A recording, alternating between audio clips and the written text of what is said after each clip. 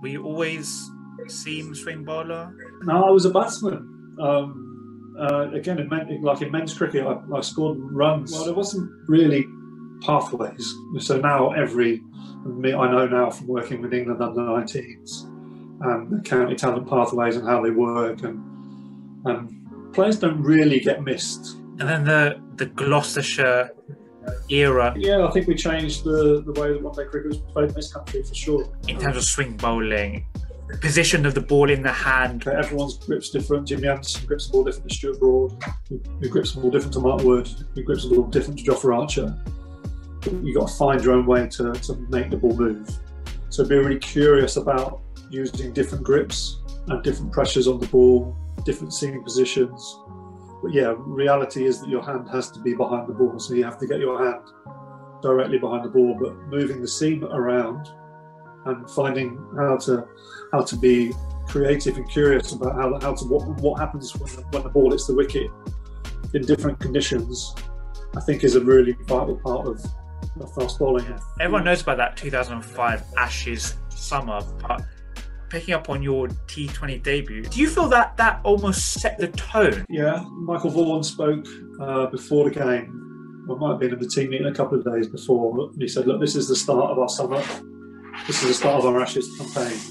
And we're not going to take a backward step. And we want to put these guys on the back foot straight away. The challenge ahead, the Indian batting lineup, one of the hardest in the world at the moment? The Indians, you have to respect them. You know, they're a fantastic cricketing nation. They've got a real depth in what they've got, and their ability in their top 5 and 6 players is a real challenge for our guys. But not as much of a challenge as it was in India. So we'll back ourselves.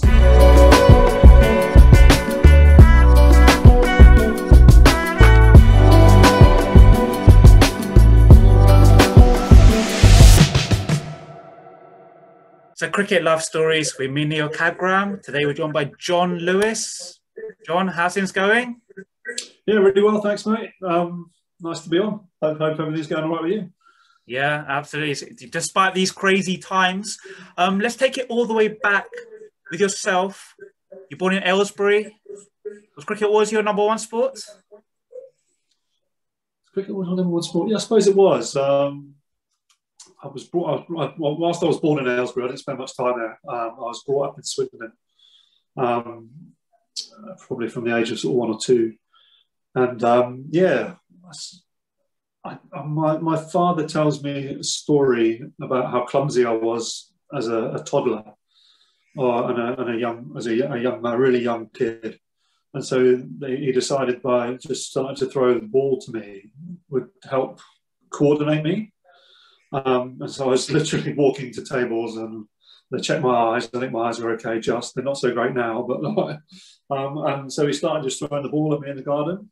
And I think that's where my love of ball sports came from, really. I played lots of sports as a kid. I wouldn't say I was a multi-talented sportsman. I was an okay footballer. I was an okay runner. I was okay at golf, okay at tennis. But cricket was the one that I warmed to, I suppose, and I excelled at. I suppose I started playing adult cricket at the age of 11. My dad played, but very low standard. So I'd go along and sort of do the scoring or whatever, and then there'd be some fat lad would pull his hamstring and sort of after 10 minutes, and I'd be on the field running around. You know what I mean? So I always had my kit. And the old boys used to come off, and I used to rotate on, sort of thing. And and I started playing for Swindon Cricket Club when I was, I think, 11 or 12 years old, in their sort of 4th team. And then quite quickly I went up through the ranks playing men's cricket. I played some junior county cricket for Wiltshire. And then by the time I was sort of 15, 16, I was playing men's first team cricket. So we didn't really play much at school. We had a school team, but it was only sort of like a 20 over team, and only really from the fourth year up, really, at school, at senior school. And all my cricket was played at Swindon Cricket Club in their junior section and for their senior men's teams. Were you always seam swing bowler? Were you handy with the bat when you were a youngster? No, I was a batsman. again, like in men's cricket, I scored runs all the way through to sort of about the age of 15, 16, until the bowling got a bit quicker and shorter. And I was never quite the same once I got hit a few times. But I'd still back myself now to go back to club cricket and obviously score some runs. If I play club cricket, I might do when my kids are a little bit older and I'm playing club cricket, so I might go and do some of that later with my kids. But yeah, I was always quite a small kid. So I was born on the 26th of August. So what the talent ID guys call a quadrant 4 scrapper. Someone who's always up against it, because I was a year behind all the bigger kids in your year. And I was always quite small at school. And so I did bowl, and I'd always had good control and always swung the ball. It wasn't really until I grew sort of 16, 17, 18 that I started to bowl more in men's cricket, because of my size, really, and it wasn't really effective. So I would always bowl in junior county cricket and be the opening bowler, but in men's cricket, not at all, not much at all, really, until I got a bit stronger and bigger. How do you find that grounding in minor counties cricket? As you mentioned, Wiltshire County Cricket Club. Do you think that's a good development stage for any cricketer? And how was that in terms of your kind of development to then go on to the next level? Well, there wasn't really pathways. So now I know now from working with England under 19s, the county talent pathways and how they work, and players don't really get missed now. There are some guys like myself who are late developers. However, most of those young talented guys will be seen at some stage. Even the guys playing in the most rural minor counties, like down in Cornwall, Cumbria, Northumberland, all these places, even Norfolk and Suffolk, they all have connection with counties of some sort now. So that you hear, as England under 19 head coach, I hear of kids from all of those parts of the country, not just the big counties. So the network is there for kids to progress through. When I was growing up, obviously it's a long time ago now, in late 80s, early 90s, in that sort of time, there weren't county academies. There wasn't really a way to get into county cricket. I suppose you'd come through the local first class setup, and you might progress up through the talented young guys from their own county. And then there was sort of like a trialling system where you would sort of apply to a trial. So I actually started my professional career at Northamptonshire, where I'd been spotted at I think it was the Oxford under 19 festival. I was playing there as a 17-year-old, and one of their talent spotters came to watch a guy, Jason Brown, play from the England off spinner who played for Northants, and we were playing against Staffordshire, and they came to watch him, and I played really well in that game. And I just got an invite up for a trial, so I went and bowled in the nets up there, and then they signed me off the back of me bowling in the nets. And I was pretty average, to be honest. At that age, I wasn't particularly good, and I wasn't well versed in county cricket. I didn't really know a hell of a lot about it, but I played a bit of minor counties for Wiltshire. And at that time, that was full of old ex-professionals, guys who were still earning a bit of money from playing minor county cricket, and it was lively. As for a 17-year-old to go into a dressing room with 10 other ex-professional cricketers who were out having a good time, basically, and earning a bit of cash on the side. But yeah, it was a good grounding for me at that time. And to be honest with you, I'm not, they call it now. They call it something different. I can't remember what they call minor counties cricket. My mind's gone blank. National counties cricket. There it is. I knew Alan Powell he's tapping in my head. Sorry, Alan. So yeah, national counties cricket. I haven't seen a hell of a lot of it, but they do play 3-day cricket now, and there's some really good young players playing in it. And I think for our young professionals, I think it's a great way for them to get more cricket into them, or aspiring young professionals or academy players. I think it's a great way for them to play some longer form cricket. And how did the move to Gloucester come about? As you mentioned, started with Northants. Am I correct in saying that you then went back to Wiltshire then before getting the contract with Gloucester? Yeah, sort of. Yeah, so Northants didn't go particularly well. I was injured most of the time I was there, but it did give me an understanding of professional cricket and what it was about. And I was like, okay, I quite enjoyed that. That was something that I felt I could do. When I was fit and I played for Northamptonshire second team, I felt like I wasn't out of my depth and I could survive at that level. So it was like, okay. So that winter post that, I went off to New Zealand. There was a guy playing club cricket and staying in the same digs as me in Northampton. And I went out and stayed with him in Christchurch, New Zealand, and played some club cricket out there. And I got a part-time job, and I was working in a factory packing heaters in New Zealand for probably about 4 months, doing Monday to Friday, quite long shifts. And whilst I was doing that, and I didn't really have an education of any substance to come back here and really get a job of any sort. So I thought, well, actually, I've got a talent. I need to. That was when I was packing my heaters. I was like, right, I've got a talent. I need to be able to use it because I don't want to work in factories or do something that's manual labour, whatever the job that I might have gone into at that time. I didn't really want to do that. I didn't enjoy it. So I said, right, okay, you want to actually try and dedicate yourself to your sport and get better and understand how to get better quickly. So I came back to England, and actually, so long ago it is, I wrote a letter to Gloucestershire. But I got a phone call in May, so I was back in March. I got a phone call in May. Gloucestershire seconds were short. They needed me to get to Worcester the next day. And being in that position yourself as a coach, when I was down at Sussex, you have this pile of letters or emails that you have trialists that you think, you sort of organise them and you go, okay, I remember that kid from Swindon. I know who he is. He played against our second team. He was okay.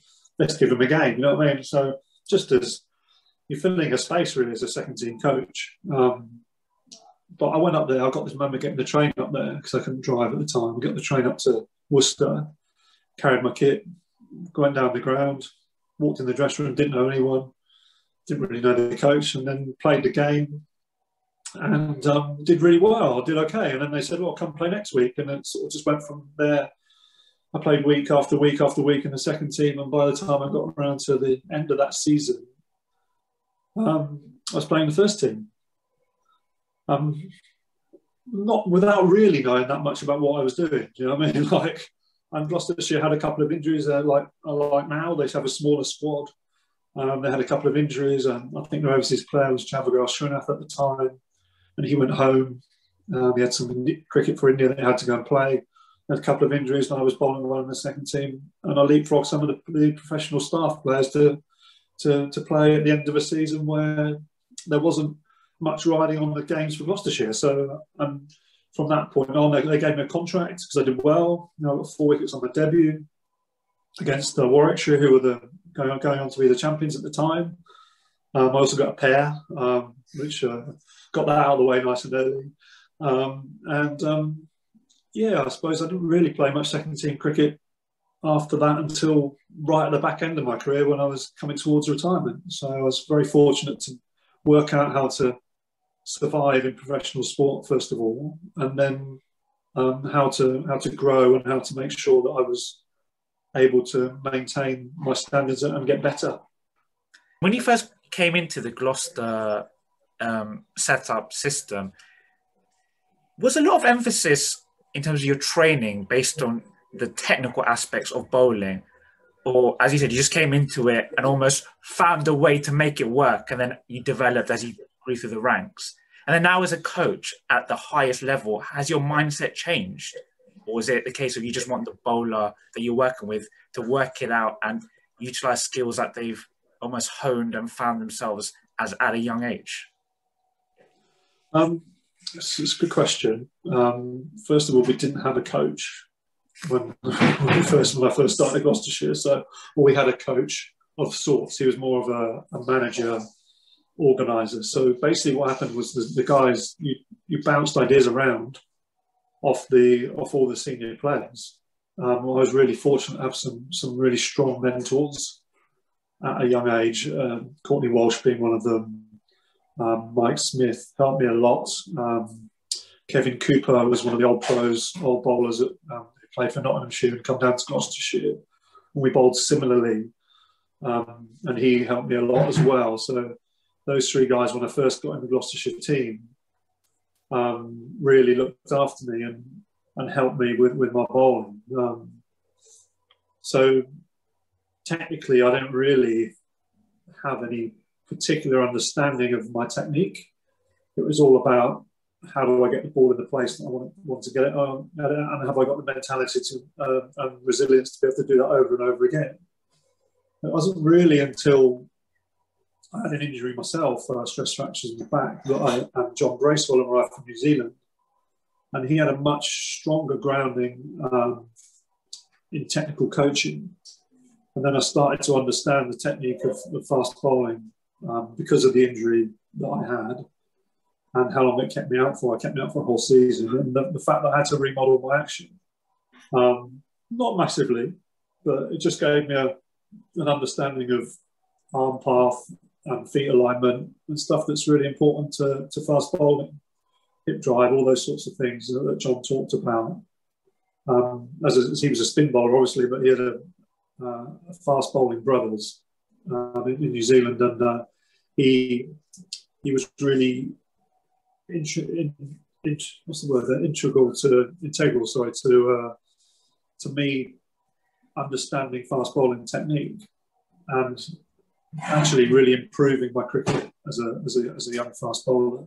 He was really our first proper full-time coach, and he coached us. We were coached by John, and I suppose he inspired me to go into coaching. And to answer your question around my philosophies now, I suppose I generally work back from the end point. So the end point is, what does this person deliver, and how often do they deliver it? What is their skill? And then if they can't repeat their skill, why? And then work that all the way back to probably right back to the end of their run-up. You know what I mean? So start with, okay, what are they delivering? Okay, this is what they do. This is how they do it. And then, okay, if they can't do it as consistently as they need to, or at the right, or enough pace that they need to, then what are all the factors that go into that? Whether that's physical, mental, technical, tactical, whatever part of the sport it is. So I tend to see that as the way I approach what are their strengths? How do I build on their strengths? And then the Gloucestershire era, was that 1999 to 2005? Was it 7 trophies during that period? Under John Bracewell as coach, Mark Lane as skipper. What was the secret to your success? It almost seemed like you guys were ahead of the times when it came to one-day cricket. Would that also be a fair statement to make? Yeah, I think we changed the way that one-day cricket was played in this country for sure. Our commitment to fielding and athleticism was second to none in that period. Our wicketkeeper standing up to the stumps, to the fast bowlers, Jack was outstanding at it. He was, and that change you see now regularly, or from that point onwards, really, people watching what we did and going, wicketkeepers going, I need to be more aggressive rather than passive. And Jack loved being an aggressive wicketkeeper. If you combine that with some really skillful players, but most importantly, some real clarity about our plan of how we were going to play, and also the conditions, knowing our own conditions and how to use them to our best of our ability. I think that was the key to us winning and being successful. So that's understanding the players that you have and fitting them into the team, and making sure they're really clear about what they need to do, so players come out with a clear mind. And for the first part of that period, I was very much on the periphery of that one-day side and played much championship cricket. And but when I went into the team, I was given a very specific role to do, and a very clear understanding of this is how we want you to do it. So, you know, I think moving forward as a coach, that will be something I'm very strong on. When I coach teams, guys I know will be very clear about what they're required to do when they go on the field. Any like tips you can give for youngsters bowling swing, seam, medium pace in short form cricket, and how has you as a player succeeded and were an integral part of that Gloucestershire side back then? Well, my first thing would be you need to learn to be incredibly accurate with all your skills. So that team in particular at that time, we had some really accurate fast bowlers who were able to move the ball. You know, so it doesn't matter what sort of cricket you play, your accuracy and your consistency of delivery is vital to you being successful. Whether that's an accurate Yorker like Ian Harvey had, or Mike Smith with his accurate swing bowling up front, Mark Lane with accurate change of pace, you know, like, and these guys were really, really good at what they were doing. And it's, I suppose that would be my bit, is I'd be as accurate as you possibly can. And if you can do that at the fastest pace you possibly can, then that's great. So moving the cricket ball is vitally important, however you do it, whether it's off the wicket, in the air. You've got to try and deceive the batsman. Are you like big on just adjusting wrist position in terms of swing bowling, position of the ball in the hand? How again, any advice you could give youngsters on that element of the art? Find your own way would be my first point. Would be like, okay, everyone's grip's different. Jimmy Anderson grips the ball different to Stuart Broad, who grips the ball different to Mark Wood, who grips the ball different to Jofra Archer. You've got to find your own way to make the ball move. So be really curious about using different grips and different pressures on the ball, different seam positions. But yeah, reality is that your hand has to be behind the ball. So you have to get your hand directly behind the ball, but moving the seam around and finding how to be creative and curious about what happens when the ball hits the wicket in different conditions, I think is a really vital part of fast bowling, and feeling the ball out of the fingers and understanding how that feels is a very vital part of moving the ball and control of movement. You do find a lot now that young fast bowlers in particular are taught a lot of basic technical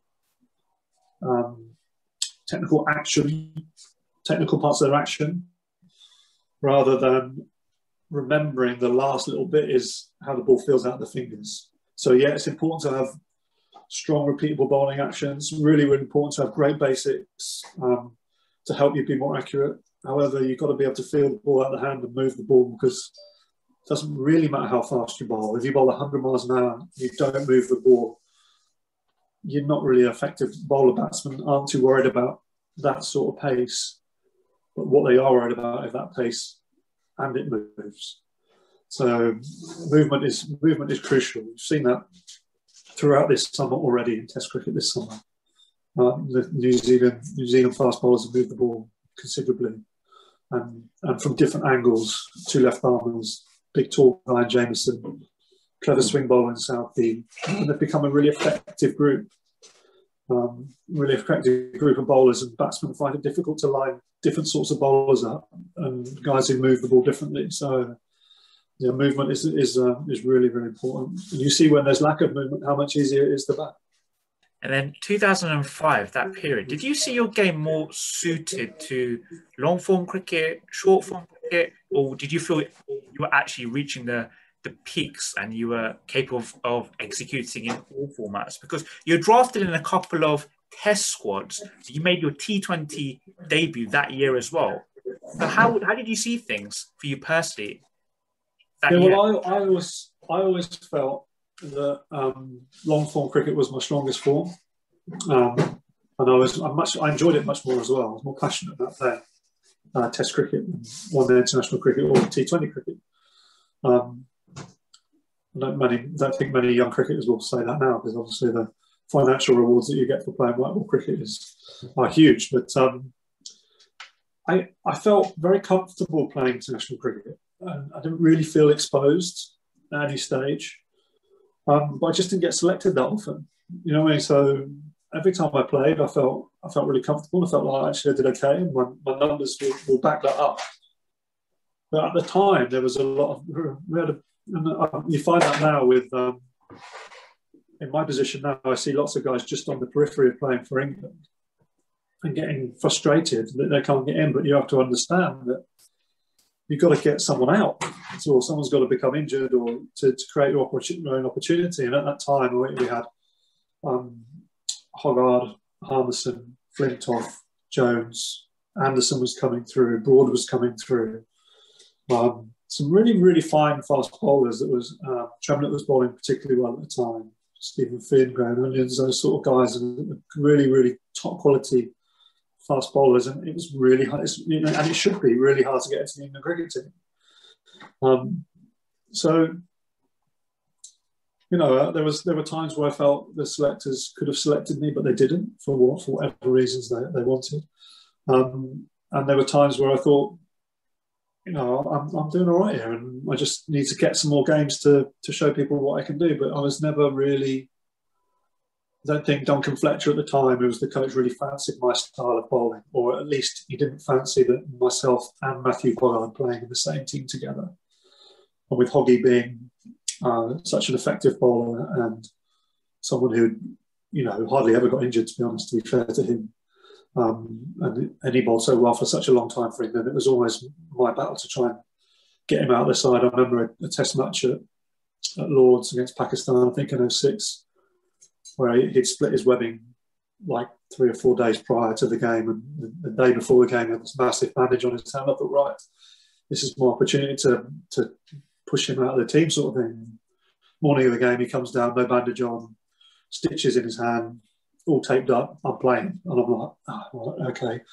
So, but I think he knew at the time as well that I was a really good bowler, and I would have challenged him for his position as well. So, but that's professional sport. There's only so many guys can play.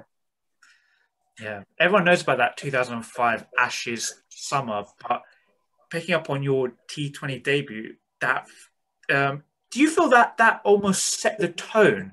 Because it from the outside, it looks as if the approach was aggressive in terms of intent. Was there words? Can you take us into the dressing room and words that were said and the tone you wanted to set for that summer? Yeah, I remember. Michael Vaughan spoke before the game. Well, might have been in the team meeting a couple of days before. And he said, "Look, this is the start of our summer. This is the start of our Ashes campaign. And we're not going to take a backward step. And we want to put these guys on the back foot straight away."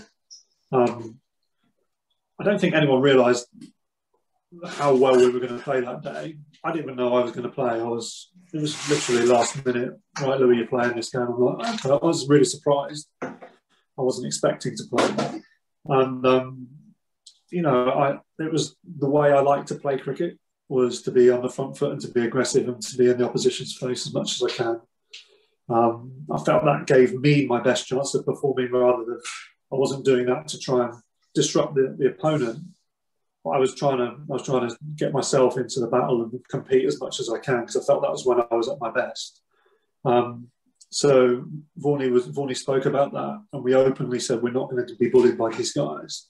And they were a bully boy team. There was some really, the Australian team, and Hayden, Gilchrist, Langer, Simons, Ponting, Martin, Warren, McGrath. The names are Gillespie, Brett Lee. They roll off your tongue. You know what I mean? They're such a fantastic cricket team, but they were an in-your-face cricket team, and they wanted to bully you, especially with our opening batsmen. And we made a point of the fact that we were going to stand up to them, probably as nervous as we were doing it, but we were definitely going to stand up to them. And we had some firepower ourselves with Flintoff and Harmison, Simon Jones in the side, that we were really capable of fighting fire with fire, probably for the first time in a long time in the Ashes series. And then that you made your ODI debut as well. Was that against Bangladesh? A few weeks later. In terms of your Test career, obviously you had the one Test match the year after against Sri Lanka. You mentioned Duncan Fletcher. Do you think there's a lot said in the media that he didn't fancy? You always felt that to succeed at the highest level, you needed pace. Was that the kind of vibe you were getting? And now, as a coach, now again at the highest level, do you feel like the best sides are the ones that have the most balanced attack? Well, you definitely don't need pace to succeed at the highest level. There's plenty of bowlers that are bowled at 80 miles an hour, 81, 82, 83 miles an hour that have been successful. Vernon Fernando is probably the most recent. And again, what I think you need is a variety. So I get what Fletcher was saying. I totally get what he's saying. I understand what he's saying. So for my position, I'm looking at variety of release positions. So like I talked about with the New Zealand team, you need to be able to challenge every batsman in lots of different ways throughout their innings. So release height, position on the crease, left arm, right arm, and if you look at the England team at that time, they had a low skinny bowler in Simon Jones, got very close to the stumps. Guy who bowled really wide of the crease, real bouncy bowler in Steve Harmison, who got some good swing at times. Matthew Hoggard, more round arm swing bowler. Again, different release points from all the other guys, and then Andrew Flintoff, who bowled around the wicket, over the wicket brilliantly. You know what I mean? So you've got a real variety of attack there.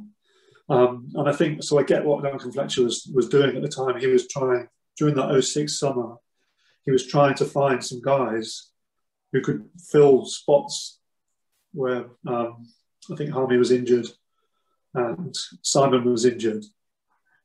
And so he was trying to find guys who could fill spots. And he used Saj Mahmood and Liam Plunkett to try and do that. And, I get that from a coaching position now. I get it as a player at the time. Geez, it was frustrating. But now as a coach, you say, right, okay, I get how that strategy is the right strategy to win Test matches. If you look at the Indian attack, how different those bowlers are. They're fast bowlers. Brum's release position, Sharma's release position. And then Shami, you see, I was watching the game yesterday. You think that these guys it's a really interesting attack. And then Australia as well, with Stark, Hazelwood and Cummins, all ball from different places on the crease with different styles of bowlers. So if you put out the same style of bowler all the time, and you've got four of them bowling it the same way all the time, batsmen get very used to what's going on, and they find it a lot easier. Regardless of the quality of those bowlers, I think variety of attack is really important.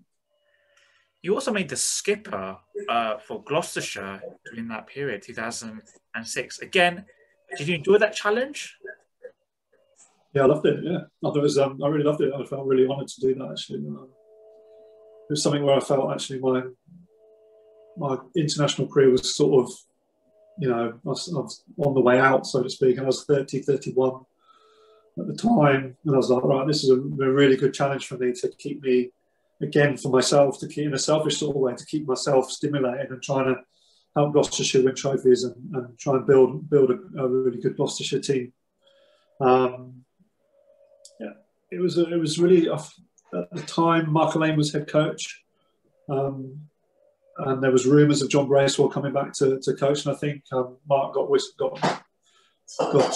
wind of those rumours, and he went into the club and said, look, I'm the head coach here, I want to extend my contract, and the club were really reluctant. So unfortunately for me at the time, Mark walked away from the club. It was in March of the last year of my captaincy, and then I had to take on a lot.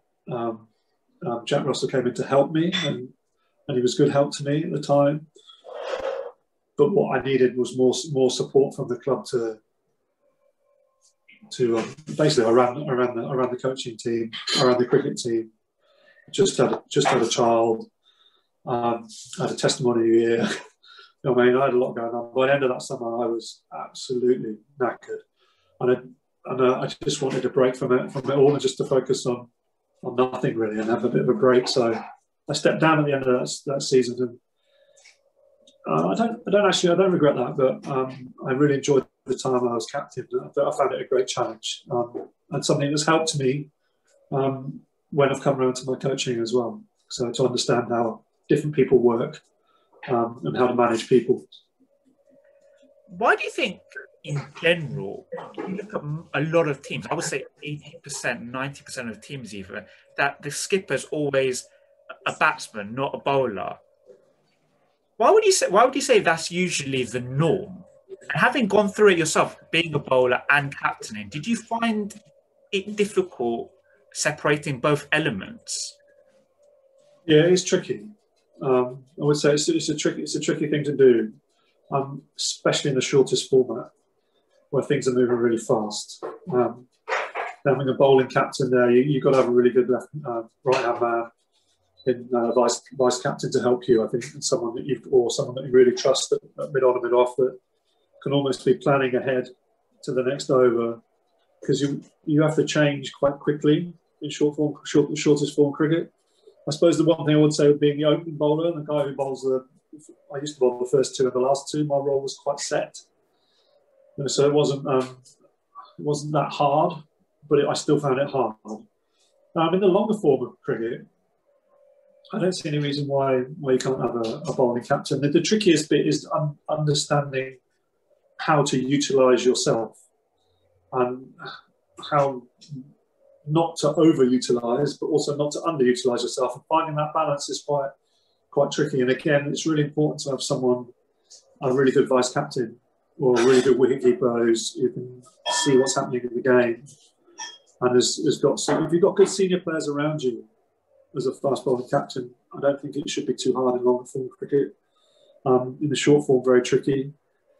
But again, if you haven't got good senior players around you, good trusted advice around you, as a bowler, it can be very tricky because your tendency is to go, "Give me the ball, I'll do it." Because that's just how he feels. Like, "I'll do it. Give me the ball," and you tire yourself out, and you're generally one of the better players if you're the captain. So if you tire out one of your better players, it normally affects what happens in the team. But it was more the captaincy stuff was more the off-field stuff that is harder, than the on-field. On-field is not too tricky at all. And then talk us through the back end of your career. You left Gloucester in 2011, joined Surrey, were there for a stint, and then went to Sussex. Talk us through the back end of your career before retiring from the playing side of the game in 2014. Yeah, okay. So 2011, I was talking to Gloucestershire about renewing my contract, and at the time this was sort of April, May of that year. At the time, they were like, "Yeah, okay, we can do that." And then I think as the summer wore on, and I was having a good summer myself and playing well. As the summer wore on, I think they came to an understanding that things had changed off the field, where they were trying to develop the ground. And at the time, I was the highest wage earner there, probably by quite a considerable margin, I imagine, at the time. So they ended up saying to me that they came sort of June time, they said, "Actually, we're not going to renew your contract." I was like, right, okay. So then I had to put some figures out as to what was going on. I had a few different offers from different places. But Surrey was the most interesting one. They were just looking like they were really on the up and up with a really strong group of young players. They just winning the Pro 40 League, I think, or the Pro 40 Cup or whatever it was at the time. And they were looking like, yeah, this is a group of young players who, with a little bit of guidance and help from some consistent senior players, could really go on and challenge for a lot of things. So at the time, Jason Roy was coming through, Tom Maynard, Rory Hamilton-Brown was captain, playing really well. And there's some other good young cricketers around them. And I thought, actually, this is somewhere I can go and help them become a championship winning team. I was really keen to play in the top division of the championship, because I hadn't won the championship with Gloucestershire, and I was like, right, that's something I really want to do. I looked at Surrey and I thought, actually, these guys have got a decent squad here. I think Tremlett was there at the time. Mika was bowling really quick. there's some good bowlers and some really fine young batsmen. And we got there, and actually we started off the season really well. And then unfortunately, what happened with Tom Maynard happened, and that sort of derailed our season and derailed the club for quite a while, actually. And it was obviously very, very sad. And thinking back on that time at Surrey, it was, when I went there, I was looking for an exit out of the game. Probably for the last 4 or 5 years, I was looking for an exit out of the game and trying to find a way out of the game. And there was some mention of some coaching potentially down the line. And I was like, okay, so that looks like quite an attractive place to go. And also, it was very, very different to Gloucestershire. And that's something I wanted to experience as well. I was like, okay, this is something that's really different. It's London. There's lots of opportunities in London, whether they're on the field, on the cricket field, or off the cricket field. And I was just thinking, right, how can I transition out of the game? And I think for someone who's played for a very long period, that is probably one of the trickiest things to do. To transition out of playing and into either coaching or any other job. It's a very, very tricky thing to do. And then Sussex was a little unexpected, to be honest. I finished with Surrey, and obviously they didn't require me for anything at all, and that's fair enough. I understood that. I wasn't involved particularly well in that last season at Surrey, and I didn't play that many games. They would have looked at it and gone, actually, we can get someone younger for less money, I imagine, and we can, and that's professional sport. And you go, right, okay, I understand those decisions. Now they come to them, and it's unemotional, and it's part of being a professional sportsman, especially one who's coming towards the end of their career. And I actually had a period of time after that, where it was 2 or 3 months, where I was a bit of soul searching, to be honest, because nothing was really happening. And I had obviously I've got quite a large family, and I was a mortgage to pay, so I was trying to work out how to do that and what to do. And Sussex came and knocked on the door, and they offered me a deal, which wasn't a lot of money, but it was an opportunity to come down and play, but with the proviso that we're looking for a bowling coach, and we think you might be the sort of guy who we'd like to do that, but we can use this first year of you playing to see if you're the right sort of person to fit in with what we want to do at Sussex. And I'm really eternally grateful to Mark Robinson, who pushed quite hard for that for me. He gave me an opportunity there to start a new career as a coach after being around for 1 year as a player. And that for me was a brilliant opportunity. It was something I couldn't really turn down. We had to make some sacrifices as a family, where I moved away from home, and I was staying down in digs down in Sussex and travelling up and down a lot, which is, from my home, is probably 2.5 hours drive around the M25, which is not particularly pleasant, but it's something that you have to do to start a new career. Because coaching is a different career to playing, and I think you have to be open as a young coach and an experienced coach to grasping an opportunity as and when it comes along. That's something I saw at the time, and I had, I suppose, 4 really good years down at Sussex, learning my trade on the job, and I'm really grateful for them for affording me that opportunity, to be honest. Yeah, you made the transition into coaching, then got the international recognition, under 19 cricket. How did you find that involvement, working with at the highest level, the next crop coming through in the English game? It was fascinating. So I was really lucky at Sussex that I had some really good fast bowlers to work with. Archer, Mills, Jordan, Garton, Robinson. There was another couple of young lads there, Whittingham and Sikandi as well. And Matthew Hobden, unfortunately, as well, passed away, which was, again, incredibly sad. A very talented young man, taken far too soon from us. I had some brilliant young fast bowlers to work with there, as well as some old ones as well. So I had a really broad spectrum of fast bowlers to work with down at Sussex. And then coming off the back of that, Kevin Shine gave me the opportunity to work with the under-19s, which I loved, actually. I love working with young people. Their energy and enthusiasm for improvement and growth it takes shown there's second to none really, and their eyes are so wide open and they're so open to learning. And so, but with that comes a lot of responsibility as a coach, that you have to be able to manage them and manage their expectation and manage their understanding of where they are on their journey as a player. But there's so much impact you can have. I wouldn't say more impact, such a different impact you can have on a young person's career at a very young age. And it's really nice to see. I always follow the guys that I've worked with. It's really nice to see a lot of them coming through. Bowlers take a bit longer than batsmen to come through and play first-class cricket.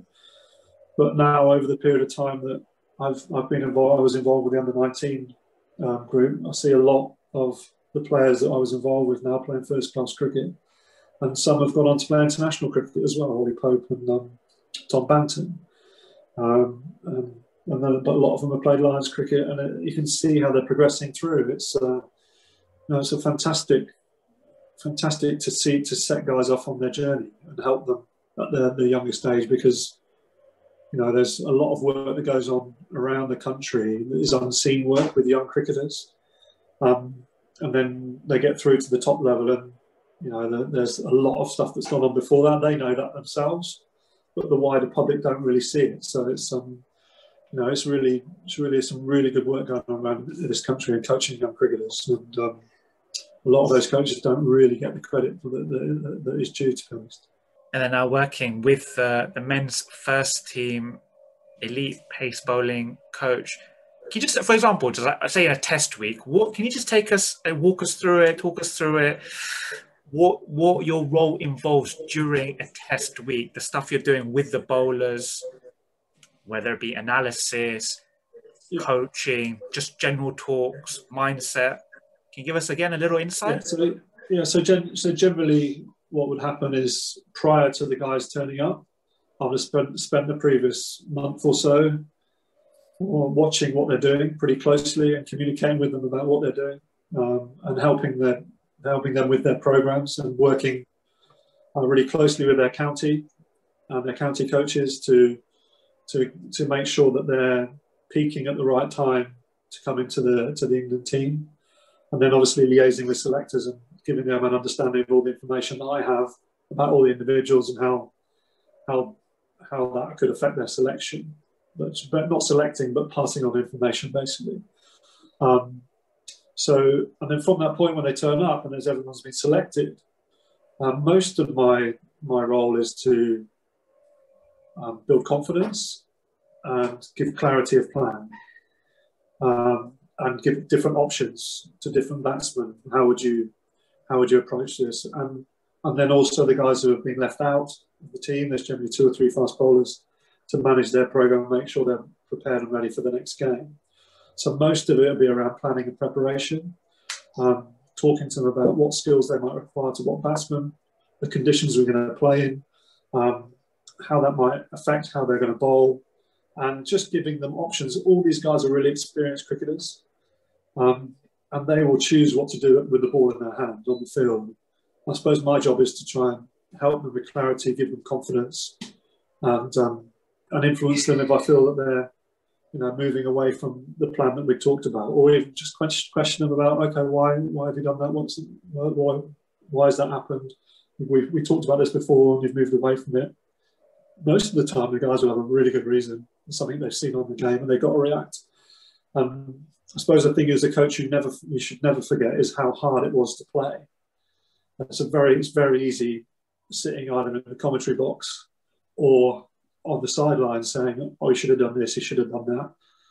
Where actually, when you're playing, those decisions are much trickier. Excuse me, and you shouldn't ever forget how hard it is to be a player. And the test summer ahead, India are in town. They got the much vaunted batting lineup. As a bowling coach, again, when you're analysing a team such as India coming up, how much work and analysis are you doing on the batsmen, or is it sole focus on the bowlers that you have in house, and as you said, working with them over this period? Yeah. All of my planning will be around how to get the batsmen out. What are our plans? What are our best matchups? Who who should bowl at who when they first come in, those sorts of things. So yeah, I spend a lot of time. So it was fascinating to watch those guys to bat against the New Zealand bowlers. I thought that was really interesting to watch how they approached the tactics they use. A lot of the batsmen are batted out of the crease, some with more success than others. So it's really interesting to see how the Indians will approach batting in England. What I do know is that we'll have some really solid plans to try and get those guys out. And it was really interesting to see how they moved towards the moving ball as their basically their main tactic to play the swinging ball, which from my point of view is really interesting. I think whilst there is some strength in that, I think there also is some weakness to that as well. You have to do that particularly well to make it very successful. Yeah, without giving any tactics away, just generally the challenge ahead, the Indian batting lineup, one of the hardest in the world at the moment. Yeah, for sure. They're very talented. They're fantastic players. But all international teams have got fantastic players. The Indians, you have to respect them. They're a fantastic cricketing nation. They've got a real depth in what they've got, and they can play at lots of different tempos. And they play. Most of their guys play across all formats. There's only, I suppose, Pujara, Rahane are the guys that play less T20 cricket, less white ball cricket, but they're still very effective. You see them play in the IPL. Rahane's are still a very effective short form player. They can be an explosive team and a dangerous team. They've got a nice balanced attack, a nice balanced team. You see how they've played two spinners in England, which is in itself is an interesting selection. But they obviously trust their spin bowlers incredibly, to do a job in any conditions. But it'll be interesting to see when it comes around to playing England, whether they pick the same sort of shape side. But yeah, batting their depth and their ability in their top 5 and 6 players is a real challenge for our guys. But not as much of a challenge as it was in India. So we'll back ourselves to be able to get these guys out for scores that we can get more runs in. Yeah, and then just to end on, if a youngster came to you for a piece of advice, your best piece of bowling advice, what would it be? 2 bits. Work hard at your skills and make sure you enjoy it, because if you don't enjoy fast bowling, it's not for you, because it hurts. You've got to enjoy it. John, perfect. Thank you very much for your time today. Fascinating insight, and all the best for the months ahead. So thank you. Cheers, Neil. Thanks, mate. So Neil Kagram, Cricket Love Stories, John Lewis. Thank you.